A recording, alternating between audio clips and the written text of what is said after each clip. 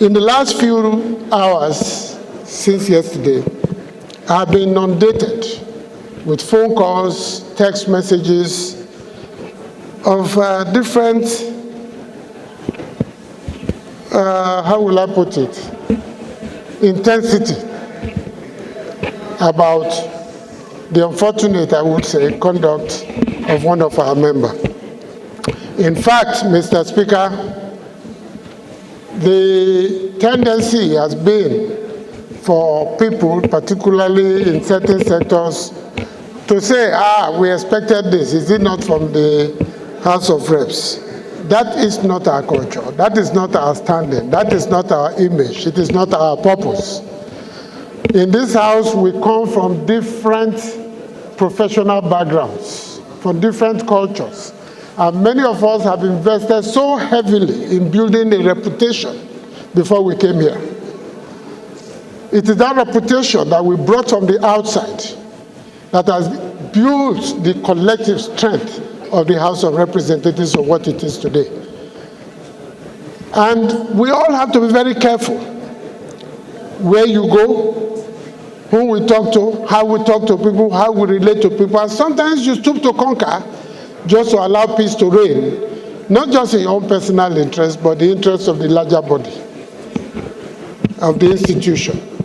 And we have a responsibility to Nigerians to build this institution to where it would, when we hand over to those that will come before us, they will have reasons to be proud of us. Our goal is to hand to them a banner without stain.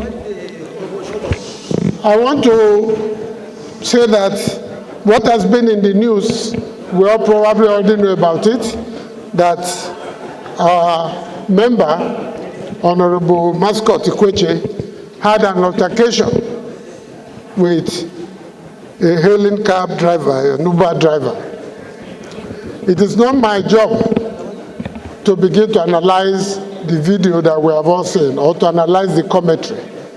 But I have a responsibility to say that this House will not sit and accommodate any aberration. In fact, if you look at Order 5E, it sets out very clearly how the House should deal with anybody, any sort of infraction, aberration, or misconduct by a member of the House. And I'm on my feet today to plead with my colleagues and Mr. Speaker that this matter is serious enough. It impinges on our collective integrity. It attacks the conscience of the average Nigerian. It derogates on the image and expectations of the public of what we stand for as a House. What began as a misunderstanding regrettably escalated into actions and remarks that do not reflect the values that I hold dear, nor those that I am. Chairman CBN, you're having another parliament there. As a member of the esteemed House, I deeply regret my words and actions that occurred at the heat of the moment, and I take full responsibility for how this exchange has impacted on the citizen, Mr. Abutseya, his family, and the entire public. I acknowledge that I am human, thus infallible. And in recognizing the significance of the role as a public servant, I am mindful of the weight of my words and actions and how they may have affected those that I represent. Since the incident, Citizen Abutseya and I have engaged in alternative dispute resolution methods. And I am pleased to inform this Honorable House that we have reached a respectful and constructive resolution. Additionally, my sincere apologies to the leadership of the House, my honorable colleagues, an entire National Assembly as a whole for any deficit of goodwill that this particular incident may have caused. I am aware that my actions reflect not only on myself, but also the esteemed institution, the trust that the public places in us. This experience has served as a humbling reminder of the need for restraint and self-control, particularly in challenging situations. Mr. Speaker and honorable colleagues. This your personal explanation looks like a lead debate. It's like an essay. Mr. Speaker. Okay, go ahead. Mr. Speaker, I'm speaking. Mr. Speaker, am I protected, Mr. Speaker? Go ahead. Mr. Speaker, this experience has been especially disheartening as it stands in the contrast to the positive strides that we have made in my constituency of Aba North and Aba South, particularly in the areas of health, education, and empowerment. Nevertheless, it serves as a teachable moment, Mr. Speaker, for all of us in public office that is held in high standards. Mr. Speaker, honorable colleagues,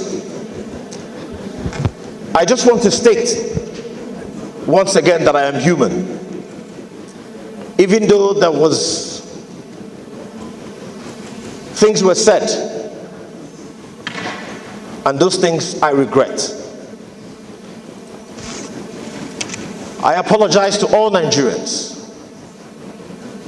Regardless of the provocation, there should be no reason why I should react in that form. So I want to use this opportunity to appeal to all Nigerians. Let us let what has happened remain in the past, and let us forge forward. We cannot act according to what everyone wants us to do. We are guided by our rules, and our rules remains that if at any point we feel that the integrity, the dignity of the parliament, has been threatened, has been scratched, we investigate through our internal structure in the eyes of principles of natural justice, which is oral pattern, which is let both parties be heard, which is fair hearing. That is what we put in our rules.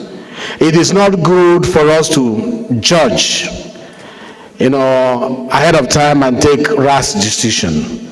Therefore, in line with the prayers of the leader of the House, that this matter be referred to the Committee on Ethics and Privilege for him to be heard.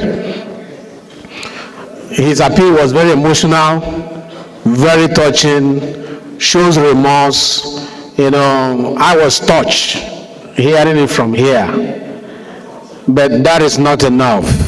I know you were touched as well. I know Nigerians watching him have seen a man that is remorseful, but our rules must be complied with. That our rule is that he should go and sit with our Committee on Ethics and Privileges. They will hear him and then report back to the House for us to take a decision. That is the ruling of the House.